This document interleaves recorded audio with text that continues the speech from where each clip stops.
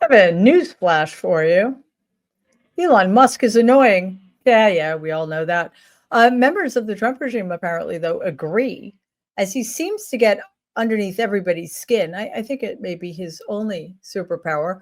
It makes you wonder, was the recent announcement that he's stepping back to save Tesla because he's stepping back to save Tesla, or is it because everybody hates him?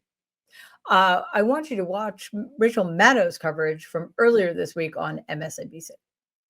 The Washington Post reports that Elon Musk may be heading toward the end of his time in Washington. That first corner earnings report that his car company is due to give tomorrow, it does look like it's not going to be good, and that may give him a business excuse that he might be looking for to get out of Washington. After all, his time in Washington kind of started bad and has just been scuttling worse and worse all the time. His Department of Government Efficiency, DOGE thing, is a mix of embarrassment for its errors and its palpable confusion.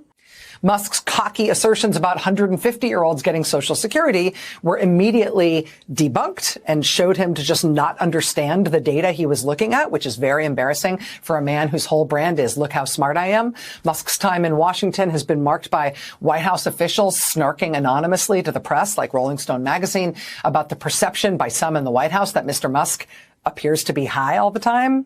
Also, that he's possibly the most annoying person on the planet. I keep using the word annoying, but the word doesn't do the situation justice.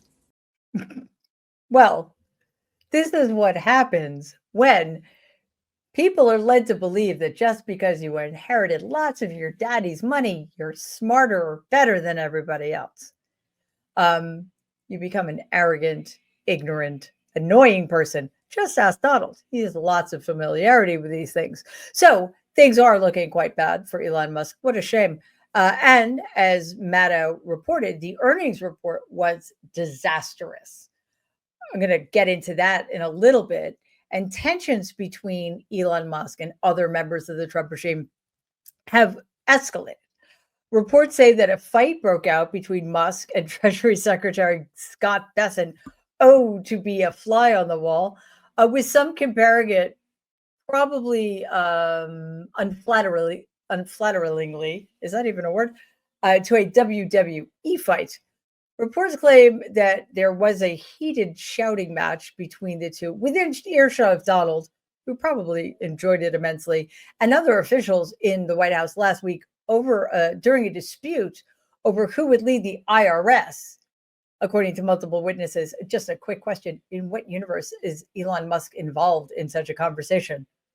One witness told Axios, quote, "It was two billionaire middle-aged men thinking it was WWE in the hall of the West Wing," unquote. Yeah, that is embarrassing. Just a side note, by the way, Axios pointed out that Bessent's net worth is actually $520 million, which means that I guess Musk is 10 times better than he is? I don't know. I think that's how these guys measure things. The men reportedly got into each other's faces. I'm sorry if you've seen both of them, that this is, I don't know. It's like a kitten fight. Anyway, screaming in the Oval Office. After Donald witnessed it, they moved down the hall where the screaming continued. And again, I'm actually shocked that Donald wasn't egging them on. Or maybe he was, and just nobody wanted to admit that to a reporter. Another witness said, quote, "It was quite a scene. It was loud, and I mean loud," unquote.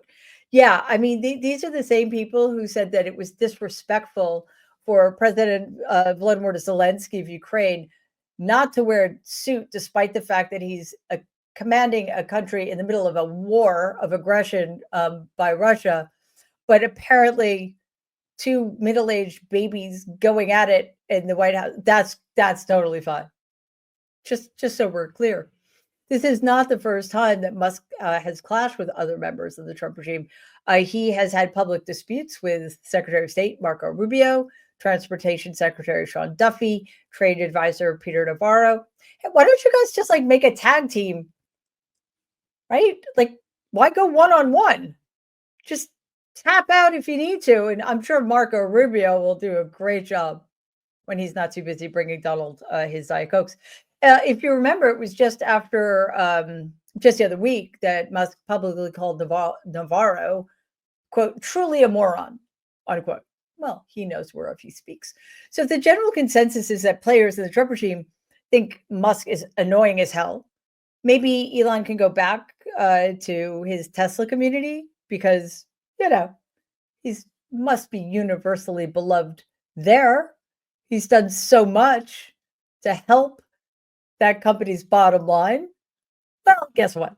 They're not particularly happy with him either. But before we go further, please hit like, share this video, and subscribe if you haven't already. We are pushing for 400,000 subscribers. As independent media, your support helps us reach more people and keep this going. Well, it was clear to everybody just how disliked Musk is. He apparently did not see this moment of reckoning coming. It was supposedly a shock to Musk to see how unpopular he is and how much Tesla is suffering because of his unpopularity and, quite frankly, ineptitude. This week, Tesla's first quarterly earnings report since Musk started at DOGE was released, showing the company's profits down 71% from the same time last year. That's a lot. Here's Musk with his tail between his legs on Monday during an investors' earnings call following this report. There's been some blowback for the time that I've been spending in government with the Department of Government Efficiency, or DOGE. There are some challenges, and I expect that this year will be there'll probably be some unexpected bumps this year. I'll continue to spend a day or two per week on government matters for as long as the president would like me to do so. I think going forward, I will most likely not be on earnings calls unless there's something really important that I need to say. Well, I can save you some trouble. There's literally nothing that you say that's important. Cool. After the conference call, one major investor said Musk was delusional. Check. According to Patrick George, editor-in-chief of Inside EVs at The Atlantic. Here's what George had to say about Musk in a recent interview with The Atlantic. I think he thought he would come in and, gut the federal government and be seen as this great crusader, and that everything would have worked out great just the way it always has. He's had all this success before, right? But now, people are, they're running away from this company. And that might be the greatest failure of all here. Now, people who throw numbers around often lie, but the numbers themselves don't. It's pretty clear at this point. Everybody hates Elon Musk. I think there's a children's book in that somewhere. In fact, it cannot be overstated just how annoying the public and members of the Trump regime alike find him. So take a look at this New York Times polling that shows just how unpopular the once liked billionaire actually is. This is also for Musk. This is also from today's CNBC poll. Do you have a positive or negative view of the U.S. auto industry as a whole? Positive, plus 14. Do you have a positive or negative view of General Motors, GM? Very positive, plus 23. Do you have a positive or negative view of Tesla? Negative, minus 20. Wait, GM is plus 23, Tesla is minus 20. Do you have a positive or negative view of Elon Musk? Negative, minus 20. And this is a nice crosstab for a man who likes to think he's big with the kids. Among young people age 18 to 34 in this CNBC poll, they say they are very positive on EVs, on electric vehicles in general. Generally, young people are positive plus 19 on electric vehicles, but on Tesla, they are minus 23. Oops. Now, just 2 years ago, Musk was favored among voters. But again, that's what happens when you conflate monetary success with actual ability. Now, as he has become Donald's right-hand man, his popularity has drastically dropped because 2 years ago, nobody was expecting Elon Musk to be anywhere near the American government, and not only near it, but running it and also running it into the ground. So how could this all come as a shock to Elon Musk if he's so smart and so intuitive and so self-aware? Well, because he's a He's a pathological narcissist. That's why. He doesn't understand that the problem is him, because as a true narcissist, the problem is always somebody else. How could it possibly be that he, the most brilliant, most successful, richest person in the human history, isn't universally beloved? Well, Elon, it's because 1, you didn't actually earn your money.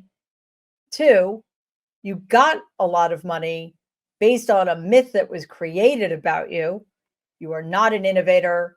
You are not a genius. You are just a below average, very needy, very annoying sap. And 3, you weren't born here. You don't understand the United States of America or our government. And I mean, this to me is probably the most important thing, but some people might put it lower on the list. You're a fucking fascist. Anyway, since Musk's failures aren't just limited to Tesla, there's constant chaos in the Department of Government Efficiency. Remember that illegal, unconstitutional agency that he created out of whole cloth without congressional consent? Since we're nearing the first 100 days of the Trump regime, and oh my goodness gracious, does it seem longer, Musk is looking to get out while the getting's good. I think it's only natural that we look at that we do a performance review of DOGE and Musk's leadership there. So let's take a look back. Success. It's all failures. So that kind of makes our job easier here. At the Social Security Administration, longtime claim processors have been replaced by untrained staff flown in from headquarters, leaving disabled and elderly Americans facing longer delays. Meanwhile, the IRS is in shambles. Since being forced back into overcrowded offices, internet access has gotten so bad that employees are relying on personal hotspots, not the most reliable way to be on the internet, crashing systems in the middle of tax season, which just came and went. According to Reuters, DOGE has led at least 20 cases where cuts have increased costs, paralyzed decision-making, drained scientific talent, and forced high-paid employees to perform menial tasks. Even conservative policies are slamming it. Policy experts are slamming it. Jessica Riedel of the Manhattan Institute, who supports streamlining government, called DOGE, quote, not a serious exercise, unquote, and estimates it saved only $5 billion while likely costing more than it's worth. Well, yes. The White House gave Reuters supposed examples of savings, like catching $630 million in fraudulent SBA loans made to people allegedly over 115 or under 11, but none of it could be verified.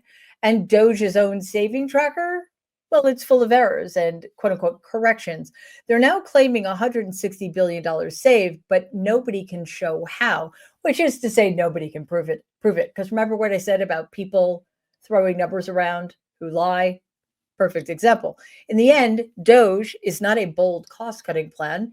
It's chaos as cover to dismantling the United States government as we know it, so that incompetent, greedy people like Elon Musk and Donald Trump can profit off of the destruction they are wreaking upon the American people. So we know that Elon Musk's incompetence knows no bounds.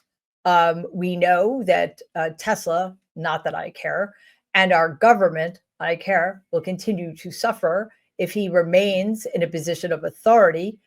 But this is the problem. Can you name one person more incompetent than Elon Musk? Yeah? Should I give you a hint?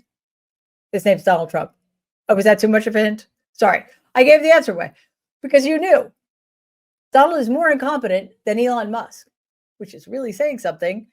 But Musk is richer, and Musk, let's not kid ourselves, is more powerful.